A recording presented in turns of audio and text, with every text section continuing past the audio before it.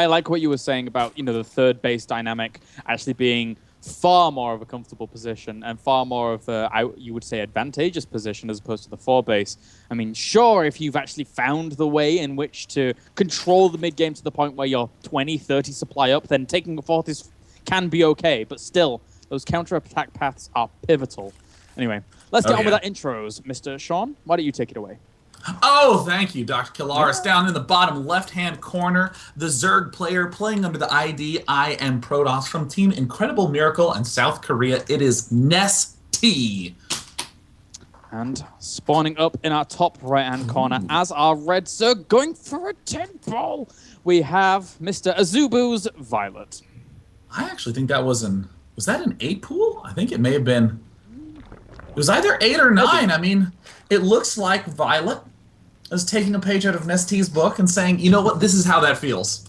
Yeah, and Nestea behind this, I almost said nasty then, he's going to end up probably going for a hatchery first. I mean, there's all the potential in the world he can go for that. I mean, 15 pull is something that happens, but he is actually moving out for that hatchery first. So viOlet can establish himself a very, very nice lead early on here if he's meticulous about his control. Looks like we are seeing the 6 lings pop out. The biggest question in my eyes is, will viOlet do the more old school style, instant queen, or will he do the more new school style, early pool into fast expand? I much more prefer the more modern style because even if you flub the attack just a smidge, you're still in excellent shape on that expand timing. And Nestea is going balls out on the macro game. He's going for gas and then pool on 16. This looks like it's going to be a critical error, but this early gas is going to allow Nestea to snap back if he can stay, if he can stay alive.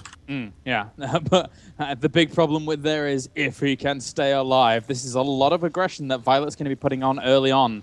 And with these Zerglings heading on into the natural, actually he's just going to forego the natural completely, head on into his opponent's main base. Once he sees that spawning pool timing, he is going to be so happy with himself. Now we see the Zerglings waltzing right on in. How much, how many workers will he pick off? This is interesting, not even going for this expansion hatchery at all.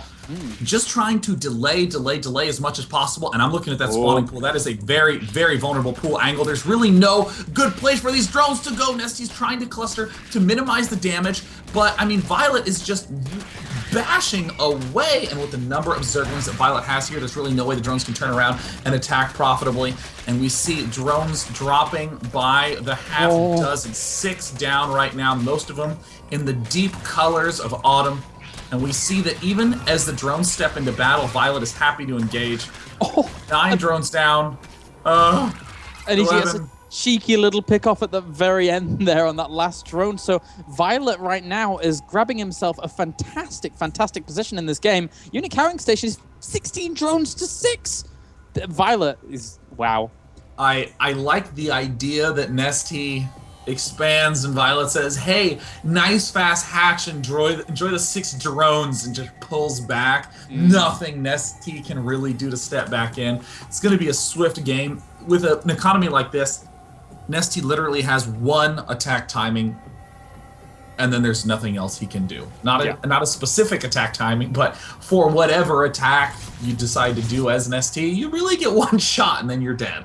Yeah. That's so true. It's hard here because, you got 6 drones.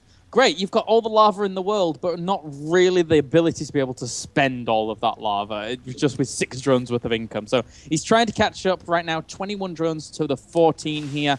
Both players are just droning up. So Nestea's going to get himself a little bit of an economy, but viOlet's always going to be ahead quite considerably with 5 drones now on the way to 2. So, in the meantime, spotting overlords in every reasonable position.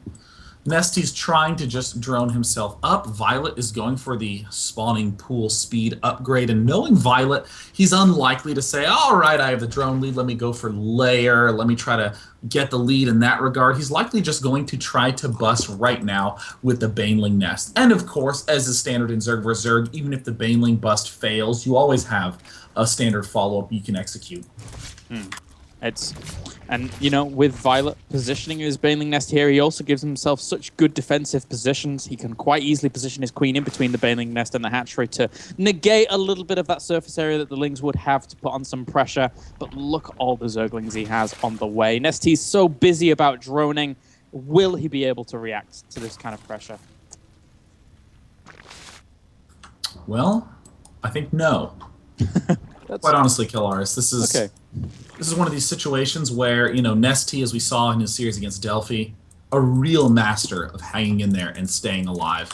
Refuses to say, I'm going to go all in and try to get a lucky attack angle.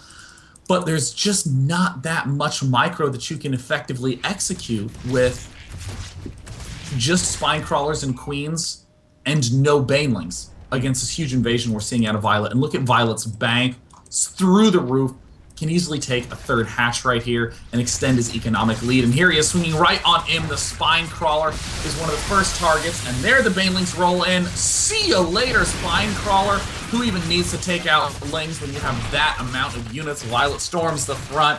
One queen goes down. Two queens go down. And it's looking very hairy. GG. Wow.